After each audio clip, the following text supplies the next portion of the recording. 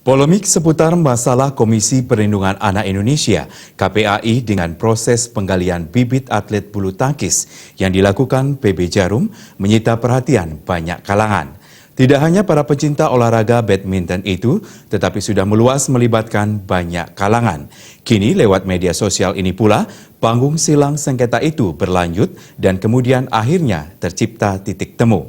Sehingga kedua pihak sama-sama merasa sudah punya kanalisasi untuk kepentingannya masing-masing.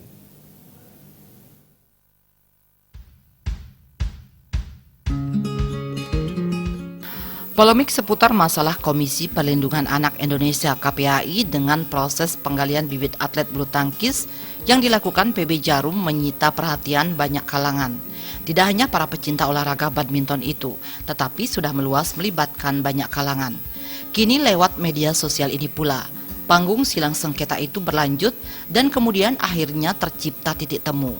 Sehingga kedua pihak sama-sama merasa sudah punya kanalisasi untuk kepentingannya masing-masing. KPAI merasa lega karena tidak ada lagi brand Jarum yang sudah sangat lekat dengan rokok, dan Jarum sendiri sudah merasa legawa. Niat baiknya itu tidak lagi ditafsirkan dengan hal-hal lain. Ini bukan membicarakan soal substansi masalah antara KPAI dengan PB Jarum, karena hal itu sudah diulas panjang lebar oleh kedua belah pihak dan juga para pengamat, ahli, pihak berkompeten, pemerintah dan juga para warganet. Tetapi lebih banyak pada kebiasaan atau mungkin budaya kita yang senantiasa lebih banyak disibukkan oleh hal-hal yang sifatnya sampingan, bukan inti. Kalau di sini ditulis atau dipilih kata sampingan, mungkin akan disanggah karena masalah rokok bukanlah masalah sampingan. Bukan itu masalahnya. Kita seringkali lebih terjebak pada hal-hal yang sepertinya tidak perlu dibuat besar. Soal olahraga, kita lebih sering memikirkan atau menyebabkan masalah hiruk-pikuknya, gempitanya, seremonialnya, masalahnya, serta wacananya, bukan soal yang menukik pada prestasi. Tidak hanya bulu tangkis, lebih lagi sepak bola.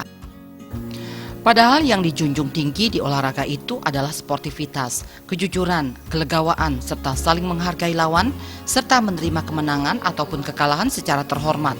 Itu inti olahraga. Tetapi yang lebih banyak dipertontonkan adalah kebalikannya. Banyak kalangan sekarang lebih mengutamakan eksistensi, selalu ingin dianggap eksis walau tidak bermutu sama sekali.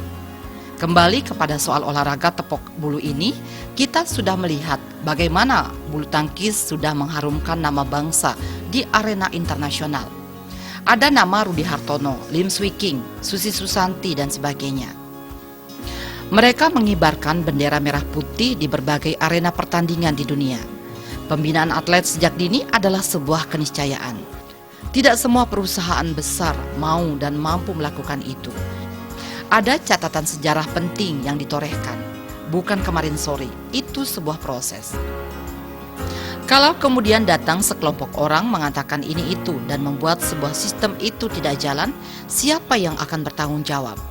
Menciptakan sebuah kegaduhan itu gampang, menciptakan sebuah prestasi itu sulitnya minta ampun.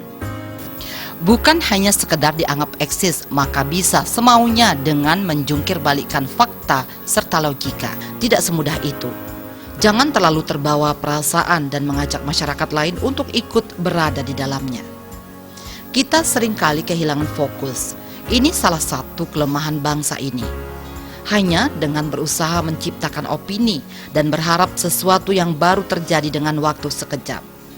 Kita juga seringkali a priori lebih mendahulukan perasaan ketimbang logika. Bahasa kininya lebay. Kita seringkali seperti itu dalam mendukung ataupun menentang sesuatu. Bersikap wajar serta objektif itu perlu diasah dan dibangun. Konstruksi masyarakat madani memerlukan sebuah kesatuan pemikiran dari masyarakat yang cerdas.